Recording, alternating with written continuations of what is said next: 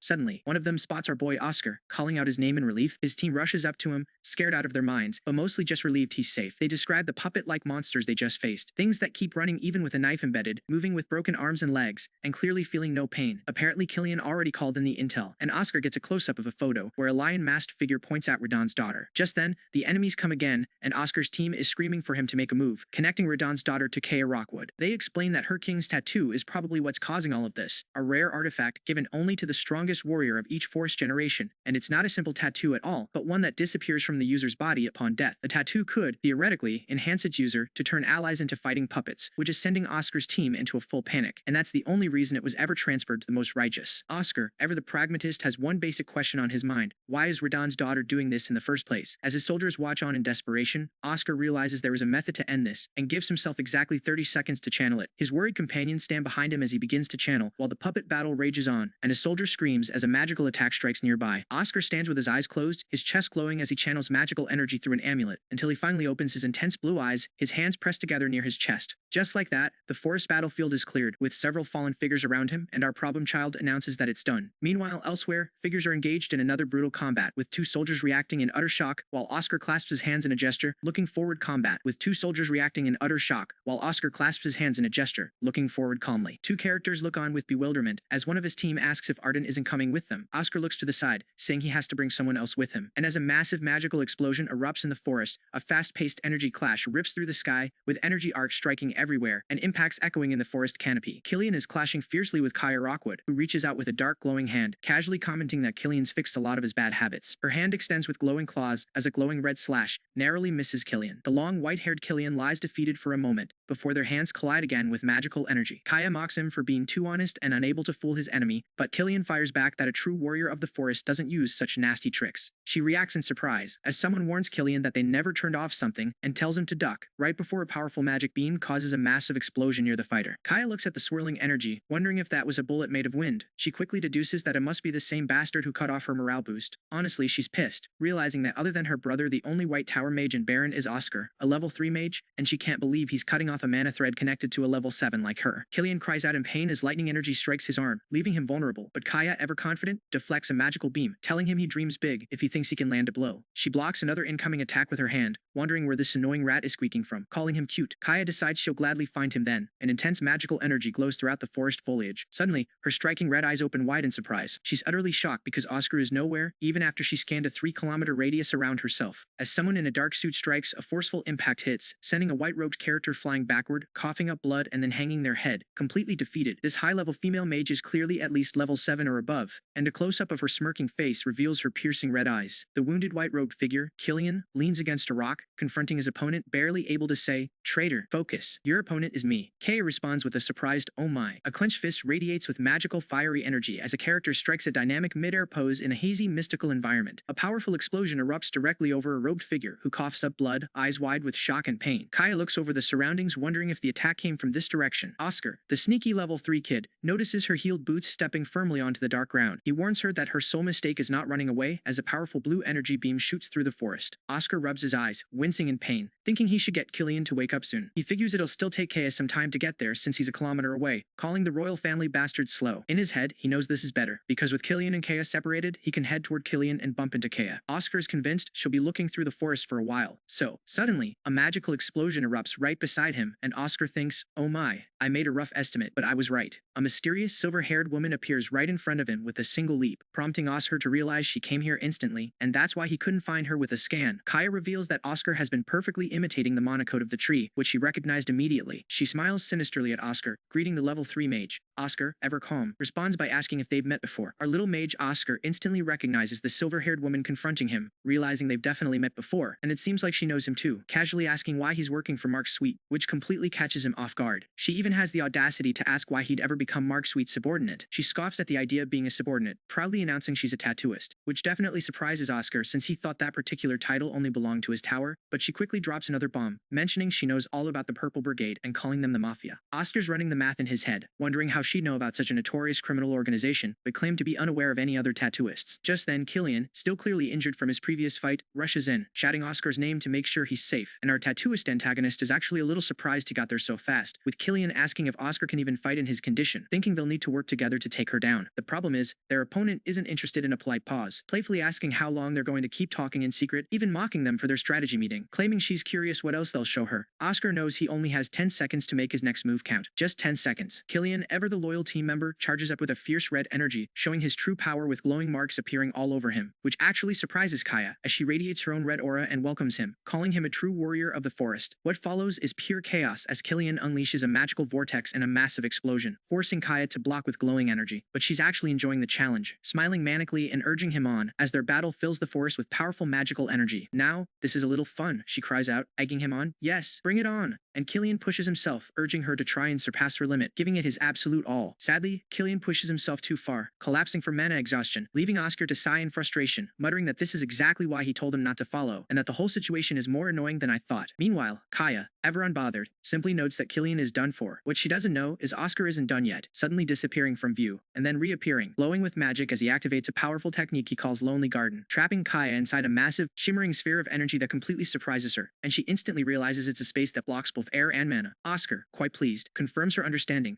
Kaya, ever the confident villain, smiles sinisterly, admitting the technique could be dangerous if she couldn't survive 10 minutes without air, even praising the beautiful development of the spell, but she quickly dismisses it, taunting Oscar that his genius can't overcome their level difference. She declares she'll end things right now, thinking this fight is already over, but the moment she tries to activate her power, Kaya is absolutely stunned as her tattoo magic completely fails, unable to understand why it isn't working, even thinking that a normal level 7 should easily be able to face her. See, Oscar, as the former Grand Magus of the White Tower, knew that tattoo magic taught by the 5th Tower Master works by injecting mana into the tattoos themselves, meaning you can control it by cutting off the mana supply. It was a piece of knowledge he just happened to stumble upon in the tower's archives and is now putting to very good use. Kaya finally realizes how dangerous Oscar really is, and honestly, our little mage is annoyed that he can't fully limit her movements at his current level, but that doesn't stop him from activating his Oscar-style martial technique. Ultimate Move Chapter 1, unleashing massive, crashing waves of magical water that completely trap Kaya, leaving her utterly shocked and vulnerable without her protection magic. She even thinks to herself that if she gets hit by that head-on, it could be fatal. Oscar manages to land a hit on some kind of barrier, but when he lunges forward, Kaya easily dodges, taunting him that he's only hitting an afterimage. She's clearly enjoying the fight, even admitting it's hard for her to have this much fun. Even against masters, leaving a frustrated and exhausted Oscar crawling on the ground. He's pushed to his limits, but he's got one last trick. Oscar kneels on the ground completely exhausted, but he's got a knowing look on his face, revealing that his true goal wasn't to defeat her directly, but simply to buy time. Just then, a massive black sword plunges into the ground right next to Kaya, catching her completely off guard. A mysterious figure leaps through the moonlit sky. The mysterious black sword from the last chapter brought with it a whole squad of Imperial agents who immediately corner the tattooist, Kaya Rockwood, arresting her on counts of murder, arson, and 17 other charges, which honestly, she seems pretty chill about, even recognizing the Emperor's case sword. Problem is, our boy Oscar is just as surprised as we are, wondering what gives, because the Imperial family actually sent proper reinforcements, not some half-assed attempt. Kaya, however, finds the whole thing boring, especially since the Bureau sent elites too, and knowing the Imperial family has realized her cartel intervened in the Baron mayoral race, she knows the fun is over, so she casually throws her hands up, pretending to surrender, but before anyone can celebrate, she drops a warning, telling them she won't forgive the debts from tonight, especially for Oscar, and she'll see him again. The senior superintendent, clearly a no-nonsense type, refuses to give chase, acknowledging the tattooist's talent, and asks about Sweet before heading to Killian. He finds our boy Killian unconscious and clearly injured, observing that he could have lost his life, and kneels to check on him. Meanwhile, Oscar is in a brightly lit forest and realizing something is off. He figures out this is a dream. In this dream, he sees Radon, Kaya's father, chatting with a woman, showing her a family photo that includes a crying baby Kaya, and asking if it's pretty. Radon then complains about the lion's mane in the photo, saying Kaya was scared of it, while the woman smiles happily, talking about their children. They sit under a tree, discussing their children, with Radon saying he's fine if they don't become mages, as long as they know righteousness and justice, so they'll do well no matter what. The woman slyly agrees, but in the background, she suggests sending them to the White Tower, saying she'd teach them really well. Oscar finally wakes from his dream, immediately thinking of Radon and apologizing that his daughter has joined the Mafia, and Killian, who's been peeling an apple, sighs in relief, asking if Oscar is finally up after 3 days. Yep, our poor Oscar was out cold for a whole 3 days, recovering from his intense fight. Oscar remembers his original reason for contacting Killian, saying the hunter, this mage-targeting killer, is still in the north, and asks if any White Tower mages have been victimized. He asks if there have been any victims from their tower, clearly concerned. Killian listens intently, ready to answer, explaining that the hunter apparently only targets who are alone. Killian reassures Oscar that they'll be fine as long as they stick together, then asks if Oscar is really going back to the White Tower with him. Oscar responds that warriors of the forest recover quickly, as Killian eats an apple, wondering if Oscar's okay after a bloody battle with his own family. Oscar confirms he's fine, thanking Killian for calling a priest to treat him. Right as a young boy hands him an envelope saying he was told to give it to Oscar once he woke up. Inside, it's a check for 1,000 bells, which Oscar accepts, saying it's enough. The team gathers around, watching the boy babily. The boy then admits his dream has changed from becoming a politician like his father to something else, which makes Oscar laugh and praise him for looking upon them positively, before the boy proudly declares he's going to become a civil servant and join the Bureau of National Security. Meanwhile, other Imperial agents are busy cleaning up, and one executive from the Happy Ending cartel, still defiant, demands to know if they realize who he is. The stern agent coldly identifies him as the executive behind Happy Ending and orders him dragged away, ignoring his struggles. The executive cries out for his daughter Era, begging them to let her go, as Era herself is led down the stairs by a guard, yelling at her father, confused about who these bastards are, while her dad begs for her release, claiming her innocence. Honestly, she seems pretty angry about the whole situation. Another agent looks on, surprised by the family drama. An agent confirms that Aura Sweet was arrested as well, which is obvious given her track record. Apparently, Aura Sweet had put a massive 300,000 bell bounty on both Oscar and Killian's heads. An agent explains that she also killed several people in the past, so she's definitely going to jail, then asks Oscar if he was the one who used the call crystal ball. Oscar, a little surprised, confirms it was him. The agent seems curious, or maybe a little suspicious. He laughs nervously, then quickly assumes Oscar didn't have time to ask how she was doing, given the dire situation, which is a huge relief for Oscar, who realizes the agent thinks he contacted them through Shasha. As the agents prepare to leave, one tells them to be on their way, and Oscar walks away deep in thought. He's clearly reflecting on everything that's happened, and it's making him think. Oscar steps out, still pondering. In his head, he muses that most mages he knows are selfish and only care about profit, but the White Tower mages he just met are different, and if the older generation's White Tower mages were all like them, then he totally understands understands why the White Tower was so precious to them, and why they miss it so much. And then, out of nowhere, a mysterious character offers a cryptic clue, telling them who they're looking for is past the Red Mountains. In the heart of the East, Luang City's towering Golden Tower is where the bigwigs gather for their magic council meetings, with Tony Habert's kicking things off by discussing the trends of other magic towers. Naturally, Oscar Crucian's name comes up often these days, making the White Tower look better and better, especially after he barely flinched fighting the Purple Brigade's tattooist, who's supposedly as strong as a natural disaster, and he only took on slight injuries. Then, someone brings up a juicy rumor. The White Tower is suddenly interested in magic engineering research, making some of the council members wonder if they're actually pursuing such a thing. Apparently, there's even a rumor they've been buying large amounts of floating stones, a mineral with incredible mana conductivity, leading one brave soul to offer a bold speculation. Perhaps the White Tower is constructing an airship. Naturally, this outlandish idea makes the entire room erupt into mocking laughter, convinced that any attempt by the White Tower's wind mages would just lead to the same old expensive failures, just like all their past projects. The room is full of scorn, and they're convinced the White Tower's wind magic will just lead to the same old conclusions. From there, we jump to another part of the Golden Tower where a man in uniform demands updates from his subordinates. From there, we jump to another part of the Golden Tower where a man in uniform demands updates from his subordinates, while a noble-looking man issues orders. And Oscar, apparently eating a meal, is stewing over Kaya, the tattooist, convinced she's nothing but evil now that she's using her stolen power for crime, and clenching his gloved fist in frustration. He just can't forgive her. In his head, all she's done since stealing that great power is commit crimes, and he just can't forgive her. Then he casually asks Killian if anything's happened within the tribe, but Killian just misses the piece of it all, while internally he judges the Redons as pure evil. The conversation is cut short when a servant announces a guest from the Blood Tower.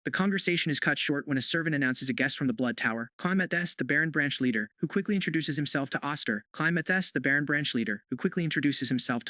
Killian immediately stands to leave, giving Oscar a moment with their visitor, and Oscar politely greets Klein Mathis. Klein hands Oscar an envelope explaining that the tracking magic for the person he's looking for has been cut off, and they now believe she's past the Red Mountains. Oscar is genuinely surprised by the news, especially since the commission to find her is now cancelled, leaving him to wonder if she couldn't get out of the gray zone after his past self died. He knows that doesn't make sense since Edna's magic could hide her traces even from demons, and with that kind of talent, escaping the Red Mountain should be easy. The problem is, Oscar knows he can't go after her with his current abilities, needing to be at least level 5 or 6 to even think about it. So, he calls for Killian, announcing it's time to grow stronger, and for that, they need to go shopping. Killian, understandably confused, questions why they're at a casino, convinced gambling is bad, but Oscar assures him they're not here to gamble, as he hands over some chips that aren't for games, but rather a type of entry fee. They head towards a heavy door, where Oscar shows the guards his chip, allowing them to enter an elevator that descends deep into the basement. Killian, with a touch of exasperation, notes they must have arrived, and steps out into a dimly lit stone corridor. Killian stares in utter surprise at the cavernous black market, asking Oscar how a place like this was built below the city, to which Oscar simply credits the dwarves. Oscar warns Killian not to linger, explaining this is the Twarshkin the royal family turns a blind eye to, and Killian, with an almost cynical air, agrees it's right for them to be watched in such a place. Oscar insists they look around quickly and leave, because he doesn't like the feeling of this place, but as Killian glances back, someone calls out to them. A cloaked man confronts them, asking flat out if they're mages. And a blonde man nearby smiles, declaring this is perfect.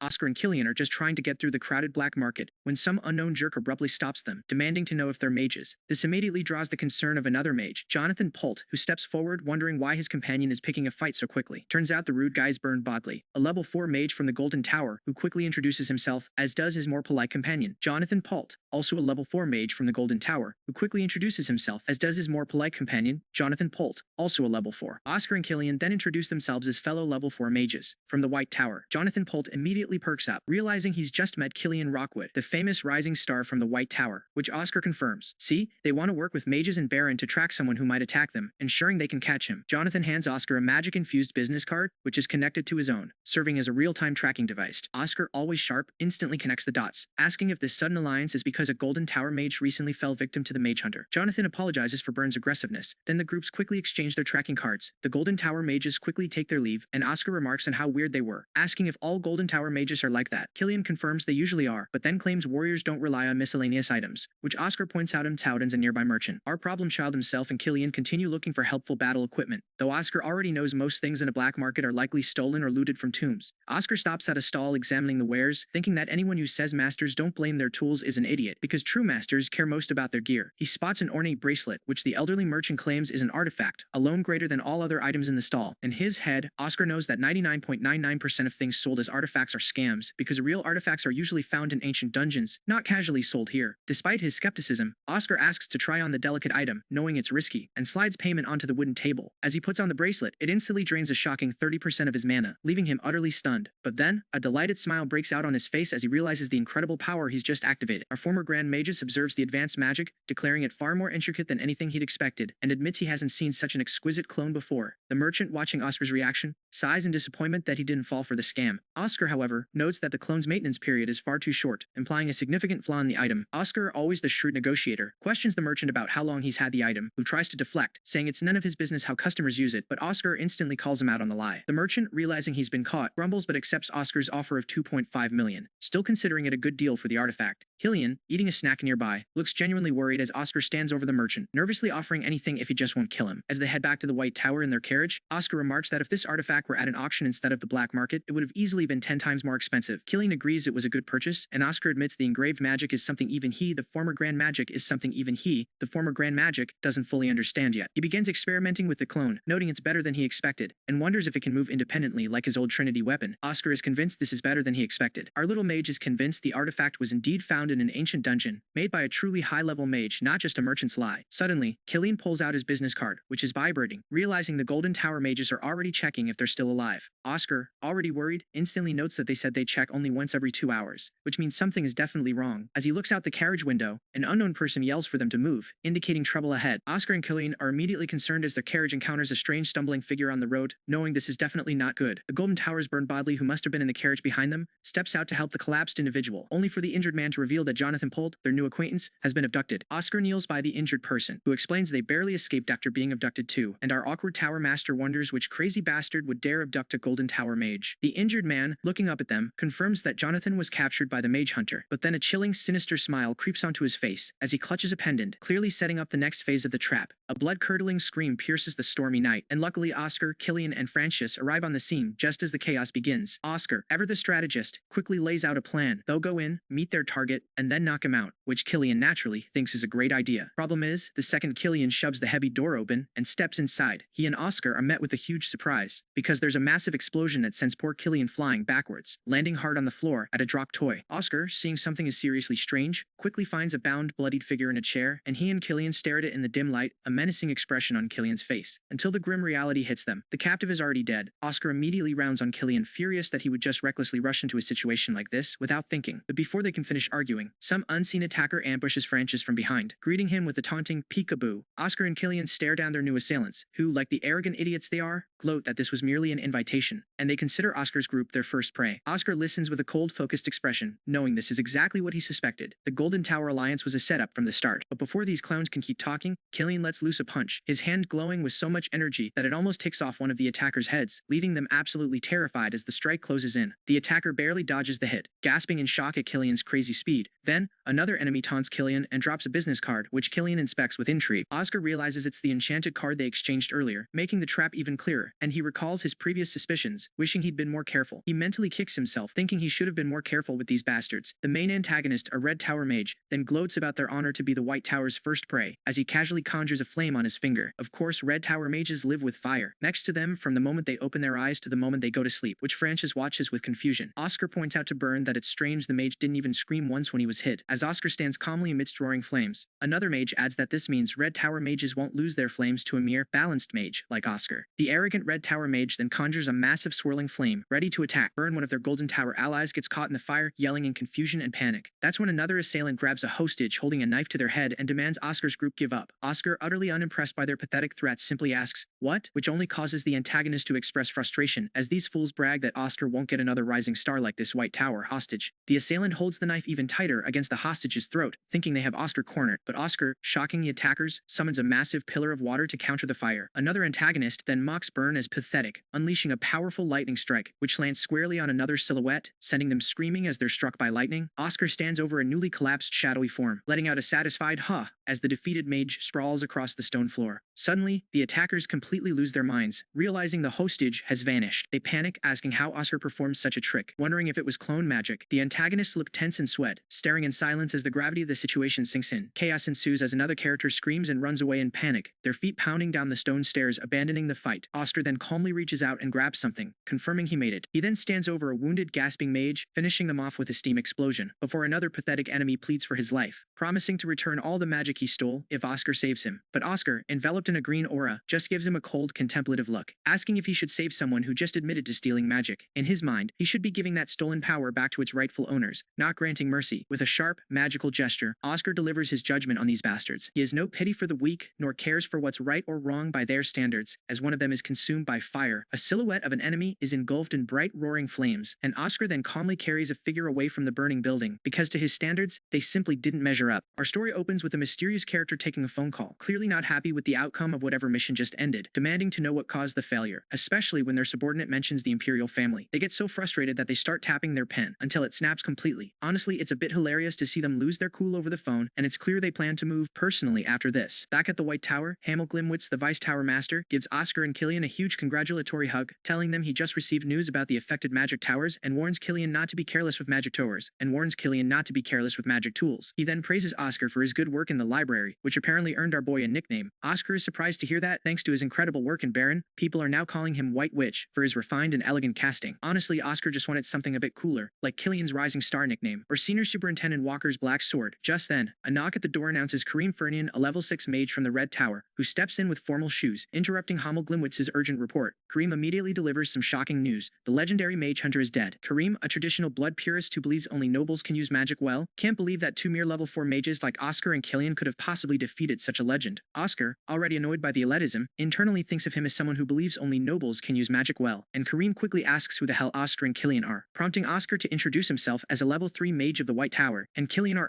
prompting Oscar to introduce himself as a level 3 mage of the White Tower, and Killian as a level 4. As Oscar and Kareem shake hands, Oscar feels a strange dark magical aura engulfing his own hand. Later, as Oscar volunteers to walk Kareem out, Kareem reveals he remembers Oscar's father bragging about his actions against mage hunters, even asking if Oscar is referring to someone like Lloyd Schultz. Oscar is surprised to hear Lloyd's name, then learns that Lloyd isn't fitting in well at the Red Tower, and feels regret that his former ally isn't happy there. But when Kareem tries to recruit him to the Red Tower, Oscar politely refuses, stating he has a lot of important things he started at the White Tower. After Kareem's departure, a blonde Red Tower mage named Leo Brilt starts bragging about being top of his class and the first to become a level 4 in their year. Then he insults Oscar and his team for having half-assed marks and choosing the wrong place to grow. Kareem has to ask if he's done, then scolds the smug idiot. Oscar, honestly annoyed, introduces himself to the now nervous Leo Brilt. Later, Oscar tells his team he's okay with being looked down on, but there's no need to disrespect the White Tower. He knows that true talent is overwhelming, but also that nobles receive all sorts of support and early training. With a confident smile, Oscar points to himself, announcing a 3-day camp training for all level 3 mages, which will run until they all become level 4s mages, level 4s. His goal is to reveal his theory, to make those children into level 4s to the world. But first, he realizes he needs to visit a place he really didn't want to go back to if possible, and he is not looking forward to it. Newly crowned White Tower Master Oscar is buried under paperwork, and when he asks his old mentor Gilbert for help, he just gets playfully ignored, with Gilbert casually calling him a bastard, claiming he's only doing this because Oscar was slacking off during the day, even though he's been doing this for 42 years, insisting that this is just practice for when Oscar inevitably becomes the Tower Master himself. Gilbert's playful taunts remind Oscar that their time together feels like it flew by, and he asks if Oscar remembers him cleaning him up from the back alley, picking his eye boogers, and even helping him blow his nose. Oscar, still reeling from that embarrassing memory, can only look suspiciously as Gilbert congratulates him for coming all this way. But when Oscar asks if that's all he has to say, Gilbert just smiles and tells him to do as he likes. Oscar, completely incredulous, thinks Gilbert must be joking, and he tries to get his old master to stop messing around, but Gilbert insists he's being serious. Gilbert then shifts to giving Oscar some cryptic but inspiring advice, telling him to flow endlessly like wind and complete his own White Tower. Oscar, seeing his master still full of life, can't help but ask why he seems to be rushing things. Gilbert then claims it's hard for him to walk, but Oscar instantly sees through the lie, knowing his master is literally going on a commission tomorrow. Gilbert admits Oscar is right and then pours him a drink. Oscar tries to play it cool, muttering that he wasn't worried about Gilbert at all, but Gilbert then slyly brings up something he's curious about. He asks flat out if Oscar isn't going to give him a Tower Master succession gift, knowing full well the other magic towers all do it. Gilbert offers him a drink, and Oscar thanks him for it, then asks if there's really such a place where masters get gifts. Gilbert laughs heartily, patting Oscar's head and teasing him about believing there's actually a place for such gifts. As Gilbert leaves, he promises he'll be back soon, saying goodbye on the steps. Our boy Oscar is already thinking about what to get his master for a retirement gift, clearly still bothered by the thought of his master leaving. From there we jump to Oscar reluctantly heading to a secret place which is exactly as he remembers it, overgrown grass and all. He notes he hasn't been back since Gilbert left, as this was his personal spot for slacking off. He wonders if the mana code to enter still works. He dives straight in. Luckily it still works, and he finds himself floating in a magical to enter still works. He dives straight in. Luckily it still works, and he finds himself floating in a magical glowing room. He He congratulates himself on making such a good secret hideout, but as he looks around the sunlit room, he notices something odd. The thing is, no one else should be able to get in, yet the place is excessively clean, which is weird, because Oscar has definitely never cleaned it himself. Then he spots a sealed letter with his master's seal on it. Oscar, completely bewildered, wonders what it's doing there. The letter, in Gilbert's own handwriting, congratulates him on making such a good hideout, reminding Oscar that everyone needs a place to breathe, whether it's a physical space, a person, or a hobby. Oscar realizes his master must have known about his secret hideout all along, completely ruining his perfect stealth operation. The letter continues explaining that Gilbert felt awkward giving him his succession ceremony gift in person, so he's leaving it right there. Inside, a pair of glowing gloves rest in a box, accompanied by a final sweet message from Gilbert, hoping his treasure is used well by the much more precious treasure that is Oscar. Oscar can only stare, muttering, "Why?" completely shocked. Suddenly, Oscar is pulled into a memory of his younger days, lying exhausted on the floor after training, arguing with Gilbert about his secret weapon. Young Oscar protests, claiming he's not a crybaby, and Gilbert, with a chuckle, asks if he's talking about Gentle Breeze. Gilbert teases him about complaining about an old man getting a little benefit, explaining that Gentle Breeze can block sword chi or mid-level magic and is as strong as steel. Gilbert laughs, telling him he should share good things. He tells young Oscar to look into it himself, claiming he's busy planning for his later years. The memory fades, and Oscar's internal monologue reveals the painful truth. He had believed Gentle Breeze was gone because the demons who killed his master had stolen it. This mistaken belief stopped him from even visiting his hideout for years. He realizes now that this belief had fueled his compulsion to kill all demons, to lead the White Tower perfectly in Gilbert's stead, and to become a mage no lesser than him. A path driven by revenge, always asking each demon he faced if they had taken Gentle Breeze. Of course, the demons had no answer for him. Now, looking at the gift, Oscar is overwhelmed, realizing his master was alive all along, and feeling a pang of regret for all the shit he talked to Edna about him. See, one problem with balance-type mages is their mana accumulates super slowly compared to other magic systems. So our genius young master, in his past life, thought about how he could combine training with daily human biological activities, wondering what would be easiest to integrate into 24/7 mana accumulation. Naturally, the thing that immediately came to mind was breathing, because if he could just accumulate mana while he breathed, that would be an absolute game changer. And what started as a childish daydream eventually became his legendary Oscar-style breathing technique. Now as he's writing it all down, he remembers how much he referenced the Ouroboros spell when he created it. But honestly, developing a whole new breathing technique is way too much for a mere level 3 mage like he is now. So, in this life, his solution was to leave magical books in hideouts, knowing that it wouldn't be strange for a powerful grimoire to be found in a former Tower Master's secret spot, but he admits it's a shame he can't pass down more magic directly to his students, figuring this will likely be the first and last opportunity. After opening the glowing book, a golden flash fills the room as the magic transfers, and then he notices a postscript on Gilbert's letter, making him pause for quotes. Oscar stares at the note in confusion, before muttering that he probably cleans better than his old master now, and we cut to a smiling Gilbert, looking way too smug, leaving Oscar with his thoughts. From there, we jump to Oscar and a group of mages exploring a dungeon, wondering if this really is a dungeon, since Oscar just stumbled upon it while looking for herbs. He dips his hand into the glowing blue water, then declares he'll go in first, and the water splashes violently as he enters. The other mages are surprised as they all fall into the dungeon entrance, but Oscar, landing safely, wonders if a dungeon can really be this comfortable. As they arrive in a chamber, one of the mages tells everyone to move aside for a high mage, and a witch among them looks surprised, announcing, as expected, she's holding an old book she just found, and starts reading, noting it seems like a normal magic book with no unique name, until her eyes widen in sudden realization. She rushes over to the Vice Tower Master, flustered and stammering about what she's found, and when she shows him the book, it clearly states it was written by the 17th White Tower Master, Oscar Sage, with the mysteries of harmony and circulation. The White Tower mages erupt in celebration, declaring the heavens haven't abandoned them, and one of them laughs about how jealous the Azure Tower will be since they don't even have their own breathing technique. A young man even lifts and hugs the witch in pure joy, before an elderly mage calls out to Oscar, holding his hands emotionally. He tells Oscar this book will bring a new tomorrow to the White Tower, becoming their wings of hope, and thanks him for finding it. Oscar just smiles, taking in their pure happiness. The group shares an emotional moment, with Oscar asking one mage why they're crying on such a happy day, and everyone embraces, overwhelmed with gratitude. Then we jump straight to Oscar, now acting as an instructor, gathering students in a field instead of a classroom, and they eagerly greet their senior, clearly excited to see him. They even ask him if he was on the scene when the mage hunter was taken down. Oscar promises to tell them all about it if they keep up with his training, demanding they follow his instructions unconditionally. And he says if they can stick with it, he promises they'll all be level 4 mages by the end of this camp. A student asks if that's even possible, and Oscar clarifies it's not secluded training where they can just escape with a mana elevator, telling them it's very simple, they just need to cast their acceleration magic. The trainees look completely confused, and Oscar casually drops that whoever comes in last has to run 10 extra laps. After just 10 laps, Oscar scolds the exhausted students for collapsing so easily, then sternly orders them to get up and do another 10 laps. The students lie flat in the grass in utter frustration, one of them shouting that they're going to die at this rate. As he places an hourglass down, Oscar explains that in that time, he'll tell them why they have to run. He then writes level 1 on the chalkboard, and begins explaining the different mage levels. From level 1, which is just manipulating mana and using basic magic, to level 3, where mages understand all basic magic and begin to apply it. Students raise their hands, wanting to ask questions, and Oscar announces they're already at a level where they don't need to learn any more basic magic. magic, surprising them. A young female student kneels, listening intently, and Oscar asks if their basics are perfect, then what? A blonde student named Demian correctly guesses it's because their mana circuits haven't finished stabilizing yet. Oscar confirms Demian is correct, explaining that installing a new mana circuit takes 6 months to 3 years to settle, and adding another before it's stable is like stacking a sandcastle on an unstable one, which will just collapse the moment a wave hits. He stresses that mana circuits are far more complex than blood vessels, and messing with them can cripple or kill them, with the Empire calling it Mana Rampage and the Yan Dynasty calling it Heart Demon Encroachment. He looks at the student seriously, emphasizing the gravity of his words. Demian, still sitting on the grass, looks up at Oscar, intrigued. Oscar then reveals that the only way to avoid this disaster is with Oscar Sage's Oscar-style breathing technique. The students stare at him in shock and dawning realization. One of them, still confused, asks why running, of all things, is the solution. Oscar glances at the hourglass, declaring their 10 minutes are up. Ignoring their protests, Oscar blows his whistle, ordering them to run 15 more laps. He shouts, "Begin," as the students start running, enveloped in glowing green auras, forcing their exhausted bodies forward, each step a struggle. One student curses out his companions, furious they didn't get all the details before blindly running off. The students are absolutely wiped on the first day of training, complaining that they want to quit already, but our boy Oscar just sits up, determined to keep going. Luckily, Oscar knows just what they need, calling out to his exhausted team that food is ready, and even though Demian initially complains about wanting to quit, there's no way he's letting himself fall behind the others. The team is shocked by the lavish spread of food, wondering when Oscar even learned to cook all of this, and he just smiles, using the moment to explain that muscles grow bigger by recovering from tiny injuries, then revealing that mana circuits can grow the same way, which naturally surprises his students. It makes circuits sturdier. Problem is, this method requires drinking expensive potions like water and constant priestly healing, which is why it's usually considered impossible, but Oscar has a secret weapon for them, his own Oscar-style breathing technique. Days later, as training continues and Oscar keeps handing out potions, Demian wakes up feeling incredibly refreshed, noticing his mana flowing smoother than ever and wondering if this stupid method is actually working. Oscar calls Demian over, handing him a personalized book that details magic circuits tailored to his exact body structure and magic habits, even outlining his growth for levels 5 and 6. Demian can't believe Oscar analyzed all this just from watching him train, admitting he'd forgotten Oscar is an actual genius, but Oscar scolds him for sharing sensitive information with mafia designers, telling him to come to his own Tower Master if he ever needs help, because he can probably do it better anyway. Oscar congratulates Demian, bumping fists. He's the first to reach level 4, leaving the other students with a mix of awe and envy. Oscar then explains that growth slows down when the body adapts to training, so to keep them from adapting, he's adding more to their routine, which sounds fancy, but the students quickly realize means he's just going to work them even harder, doubling their mana use for acceleration magic and adding real combat sparring in the afternoons. Oscar reminds them he told anyone who couldn't handle it to quit, then puts a finger to his lips, emphasizing one body, one mind, before sending them off to run, knowing the academy only trains them for solo entry into magic towers. But in his head, this is all about building trust, something he learned the hard way after fighting too many lonely battles with his back exposed in his past life. Oscar keeps pushing his students, making them run faster, and later dismisses one for a well-deserved hour-long break at the cafeteria. Suddenly, Demian demands an evaluation, reminding Oscar that his wind cutter was once called miserable, but Oscar, taking off his cap, praises his improvement, saying he would have praised him a lot back then, before showing him the true power of wind cutter, conjuring countless ethereal swords that rain down with such beauty that Demian drops to his knees in utter awe, barely able to process what he's seen, and realizing he isn't even hurt. The chapter opens with a cryptic warning that a significant day is slowly approaching, and in the White Tower, things are definitely busier than last year, as officials discuss how to expand their business and improve their mage's abilities. The blonde Vice Tower Master wonders about the current recruits, and the education head sadly reports that there isn't a single mage ready for level 4. Honestly, the Vice Tower Master looks utterly disappointed, saying the plan from last year didn't seem to have much success, and an older official asks if anyone has returned from the training camp yet, only to hear that no, not yet, which makes everyone wonder what kind of training they're even doing. Then, our problem child Oscar walks in, looking for the Vice Tower Master, followed by 32 students proudly declaring themselves promoted to level 4. Oscar beams, telling them how proud he is that they've all reached level 4, and the Vice Tower Master just grabs him in utter shock. Oscar casually tells a student to rest, who happily complies, and the others are left to process that Oscar has actually discovered a new breathing technique. He adds that he's also organized the different training methods based on their levels, but when officials start panicking about adding security features to prevent theft, the Tower Master just throws his head back and screams that it's too annoying. Later, as everyone else is chatting, the blonde witch asks Oscar if he remembers what December 25th is, and in his head he replies that even if he may have lost his memory, he knows it's Christmas. It's the day the Apostle Chris Luther was born, who called it a memorial day for family, friends, and lovers to spend time together. But Oscar has a blank look on his face, asking what the White Tower actually does on that day. Apparently our boy Oscar is completely clueless about the White Tower's very unique Christmas tradition, which involves someone flying through the night sky like Santa. He just stares, bewildered by the idea, asking if they seriously share gifts while flying in the sky. See, this gift-giving mission usually means one person covering the entire continent, which is close to impossible for the White Tower alone, which is why everyone gets so sensitive around this time of year. Luckily, with 32 level 4 mages this year, it'll be way easier, and here's the catch. The Lord of Vinces sent a special request, wanting to thank Oscar for his help during the Cadena flu incident. Oscar starts doing the mental math, realizing that if a village of 500 gets one person, this is still a monumental task, but his companions quickly reassure him he's going just in name, and will spend most of his time at the Lord's estate. Understood, he says, relieved, asking asking when they leave. 3 days later, mages are boarding carriages for their mission, but Oscar is completely blindsided by a luxurious strike car sent by the Lord of Vince. He just stares, utterly bewildered, as his companions excitedly explain that this vehicle is a work of art easily worth more than 2 million bells. A butler, completely unfazed by their gawking, asks if he's Mage Oscar Crushin, then cheerfully announces he'll be their gawking, asks if he's Mage Oscar Crushin, then cheerfully announces he'll be their chauffeur for the next few days. He gestures for Oscar to board, and our little mage steps into the car, his eyes sparkling with childlike wonder at the plush interior. After hours on the road, Oscar realizes the journey is surprisingly relaxing, and before he knows it, they're entering Vince, a towering mountainous city known for its impressive castle defenses. The city is a natural fortress, strategically located for defense against demon attacks. The luxury car screeches to a halt, and Oscar steps out, thanking the chauffeur for the pleasant ride, when he's immediately greeted by Pieter Vance, the Lord of Vance himself. Peter asks if Oscar's journey was comfortable, and after Oscar confirms it, the Lord says something that utterly shatters Oscar's composure, leaving him deeply shocked and asking what he means by "in the future." It's a truly profound shock, and the scene cuts to a snowy mountain in a blizzard, with a soldier urgently calling out into a radio, as a dark-clad figure stands over a fallen comrade, having apparently just finished organizing something. After Lord Vince's initial shocking greeting, he politely thanks Oscar for his past favor, but then immediately gets to the actual problem. He asks if they found the first circulation point of a mysterious illness that's been spreading. Our little mage is absolutely bewildered. Pieter Vince explains they tracked the illness multiple times, always finding the first case to be an old lady living alone on the city outskirts. She had literally no outside contact except for monthly groceries, meaning she couldn't have caught it from anyone. Our Grand Magus quickly pieces together that this R-rank illness must have naturally formed in her home, or, far more ominously, simply fallen from the skies. That can only mean one terrifying thing: it's an act of bioterrorism. Vince confirms Oscar's terrifying theory, admitting it makes no sense unless someone purposely spread it. But when Oscar, running the possibilities in his head, then speculates about demons, the Lord of Vince just laughs it off, calling it a scary joke, like Oscar had told the worst dad joke ever. Vince calmly explains that since their power was divided, demons haven't been truly dangerous for 20 years and have actually been quiet. Oscar apologizes, admitting he might be thinking too excessively because he's still stuck on the war. But Vince reassures him it's understandable given the White Tower's history fighting demons. Vince then offers Oscar a lavish building, specifically for the White Tower's history fighting demons. Vince then offers Oscar a lavish building, specifically for the White Tower. Our little mage is instantly impressed by its luxurious comforts, especially his own incredibly cozy room. But just as Oscar settles in for the night, Veronica casually walks into his room, explaining she was also invited by the Lord. Oscar, knowing his constant nightmares would prevent him from truly enjoying the cozy space, immediately offers it to her instead, wishing her a good night's sleep. Veronica, completely flustered, can't believe the great Oscar would yield such a comfortable room. The next day, our former Grand Magus admits he purposely gave it away, knowing his demon curse would have him fighting demon zombies in his dreams all night anyway, so he's just been meditating and not sleeping at all. As Oscar takes a morning walk, he notices the streets are eerily empty, quiet enough to make him wonder if it's always this dead. When he swings open a tavern door, he finds it full of people slumped over. Something is terribly wrong. Our little mage investigates, touching a lingering magical effect, realizing a powerful spell was cast on everyone in Vince. He can't figure out why he's the only one unaffected, quickly hiding as he hears someone approach, only for the man to pass by without noticing him, leaving Oscar to wonder if he imagined it. The man confidently gloats that there's no way anyone could be awake, but what this idiot doesn't know is that Oscar is a master of illusions. He quickly finds himself startled by an attack from behind, slashing only through an illusion as a powerful glowing impact sends him flying, crashing to the floor before he even knows what hit him. Oscar approaches, casually declaring that he's the one asking questions now, demanding to know what happened to the people. When the defiant thug fires back, Oscar calmly demonstrates his power with a glowing red hand, knocking the man down with a brutal wind attack, telling him to just nod if he wants to respond. The man, laughing maniacally, reveals that everyone in the city will lose their lives before the day passes, which is all the high priests will, leaving Oscar completely shocked. The cultist continues preaching about this superior being and the Black Fingers, who will lead to a new humanity. He eagerly awaits the day their master returns to the world, leaving our Grand Magus with a truly grim expression. Our boy Oscar is not messing around with this cultist, laying him out with one heavy blow. Honestly, the cultist probably deserved it for getting the entire city sick. He tries to interrogate the cultist, who just keeps babbling about a high priest, insisting that he's doing this purely out of devotion, and rambling about how they're bringing back their master, but Oscar has no time for this nonsense, pressing his foot down harder on the guy's head. Problem is, the cultist just laughs, denying any mastermind and screaming about his pure heart for their leader, which only makes Oscar step down harder, warning him that he's about to change his question. He demands to know what the cultist has done to the city and why no one is waking up, but the cultist has done to the city, and why no one is waking up. But the cultist just smiles like a maniac, claiming everyone is dreaming sweet dreams. He's so far gone into fanaticism, he just keeps yelling about the high priest's sure return, until Oscar cuts him off with a definitive stomp. Unfortunately, that stomp was a little too definitive, and Oscar realizes he just knocked the guy out, losing his only lead. Honestly, he messed up. Now, our former Grand Magus has to figure out the cause of this mess himself before he can kill anyone else. He starts thinking through the most reasonable deductions, looking around the tavern at the unconscious patrons, and then he uses a scan spell, confirming his suspicions. Turns out, a mysterious purple magic is permeating the entire city, a dream curse that somehow got deflected by his own, meaning it's weaker than it should be. Now that he knows the source, he can solve this himself, since he is a nightmare expert, and if he applies the same dream wavelengths to himself, he can enter the same shared dream wavelengths to himself, he can enter the same shared dream. The problem is, who would do such a thing? Does the Blackfinger faction have a mage strong enough to put an entire city to sleep? He then simply lies his head down on the table, deciding wanting to enter the dream directly. Suddenly, he jerks awake at the tavern table, shocked that it actually worked, thinking there's no way Baron Nightmare himself could be here. An unknown man asks if he's okay, and Oscar replies he's fine. Realizing he successfully entered the dream, he immediately leaves the tavern, ignoring the innkeeper asking about his order. Oscar walks through the cobbled streets, figuring it's best to approach this based on his own dream curse knowledge. The city in the dream is surprisingly lively, and he knows that while some dream curses end harmlessly, others are designed for death. See, the manipulated functions cause those dreaming to be unable to wake up, through either their memories or their desires. Even in a shared dream of 5,000 people, there's always an owner, and he needs to find them first to understand the wrong being in the dream. The problem is, how the hell is he going to find the owner among all these people? Especially since he needs to be careful because if he dies in the dream, he dies for real. Suddenly, he spots Veronica. She grabs his arm, demanding to know what he's doing here. Apparently, if they can't eliminate the wrong being in this dream,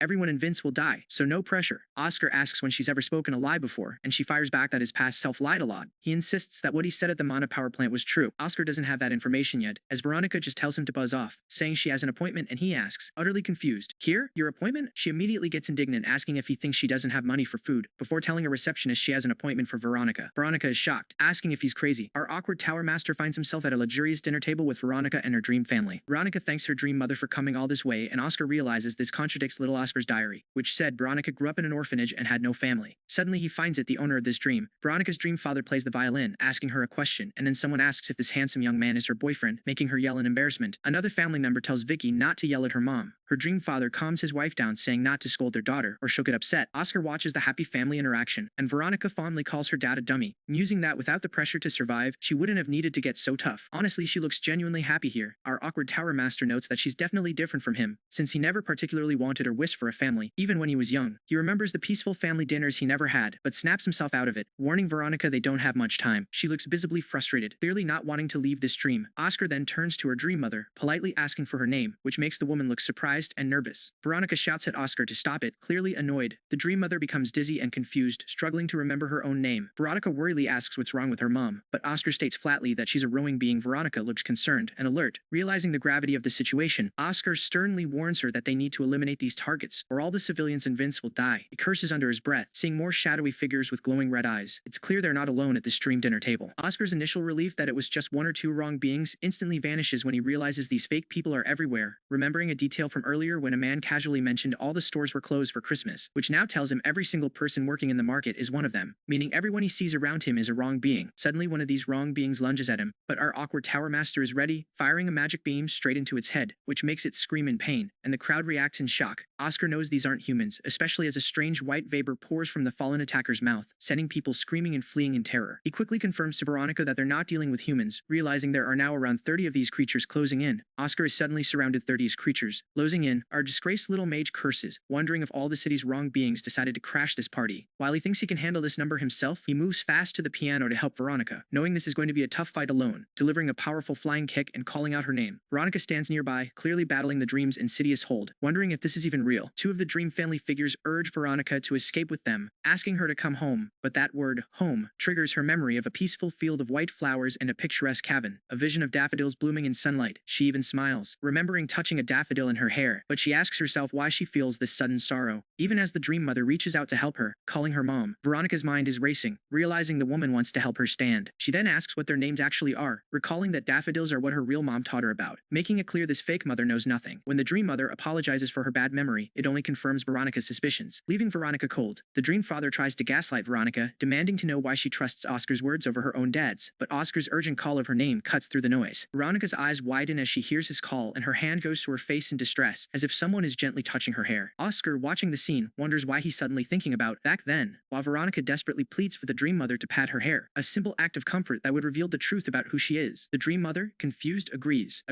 As green magical energy swirls around her, Veronica's dream family begs her not to abandon them, claiming they're the happy family she always wanted, promising they can all be happy with no worries if she stays. But our genius speed magician firmly rejects them, declaring her true identity as Veronica Fricks, a mage of the White Tower, reminding them that a mage never abandons their comrades, and a giant magical hand appears, ready for battle. Veronica collapses on the floor amidst debris, but quickly sends a message, and just like that, a message notification appears. She calls her seniors for help. A glowing paper airplane soars through the air. Suddenly, one of the wrong beings is hit by a water blast, signaling reinforcements have arrived, with another mage casting from off-panel as the wrong being struggles against the attack. One of Oscar's allies, clearly running low on mana, frantically calls out for Veronica, wondering where she went, when suddenly our speed mage announces her arrival, having already dealt with her own wrong being using a wind press spell. A newcomer announces their arrival, ready to help, and Veronica taunts a defeated foe. Another wrong being looks up in shock as more allies land. Oscar's other allies land with a thud, confirming they found him and Veronica in the shopping district, and everyone prepares their magic. Oscar reflects that he's not alone anymore, as his team gathers. They confirm they've defeated all of the wrong beings and wonder what happens next. Our disgraced little mage expects them all to simply wake up on their own, and one of his teammates, eager to leave, says he'll see Oscar outside. Oscar walks through the ruined, luxurious room, thinking it's all finally over, believing the mission is accomplished. But just as he rounds a corner, he sees children running, and alarmed, his eyes focus on the unsettling vision. He calls out for them to be careful, knowing something is still very wrong. Suddenly, one of the glowing children is hit by an invisible force, vanishing into thin air. Oscar watches with a shocked, worried expression. The impact effects still linger among the debris, leaving the other kids confused and wondering where their friend went. A pink crystal falls from the sky within a warping dimension, catching the attention of another glowing child. A spectral girl nearby calls out for someone named Lloyd D. A serious-looking young man with reddish hair stands outside in the dark as a red barrier cracks above the man standing in the street. A yellow-eyed character reacts with shock. Oscar stands among the ruins, deep in thought, realizing there's more to this dream than he thought.